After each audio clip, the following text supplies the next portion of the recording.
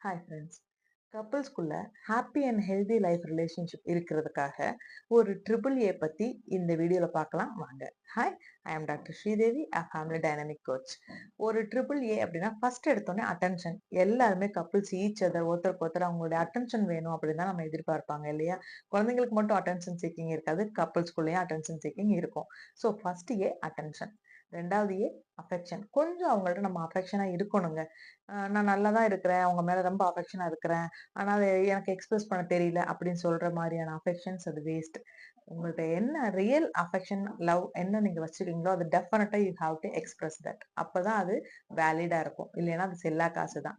மனசுக்குள்ள வச்சிருக்க எக்ஸ்பிரஸ் பண்ணாம மனசுக்குள்ள வச்சிருக்க அஃபெக்ஷன் எல்லாமே செல்லா காசு தான். ஸோ தட் ஃபர்ஸ்ட் அட்டென்ஷன், ரெண்டாவது அஃபெக்ஷன், மூணாவது அப்ரிசியேஷன். ஏ ட்ரிபிள் ஏ அதுல மூணாவது ஏ அப்ரிசியேஷன். கொஞ்சம் அது சின்ன சின்ன விஷயங்கள அவங்க செய்யும்போது, கொஞ்சம் கொஞ்சம் ஒருத்தருக்கு ஒருத்தர் 2 பேருமே தான் நான் சொல்றேன். அப்ரிஷியேட் பண்ணிக்கிட்டீங்கன்னா, ஓ! அவங்களுக்கு வந்து ஒரு ப்ரவுடா ஃபீல் பண்ணுவாங்க. நம்ம செய்ற விஷயங்கள் அவங்களுக்கு புடிச்சிருக்கு, அப்ரிஷியேட் பண்றாங்க அப்படின்னு இன்னும் கொஞ்சம் ப்ரவுடா ஃபீல் பண்ணுவாங்க.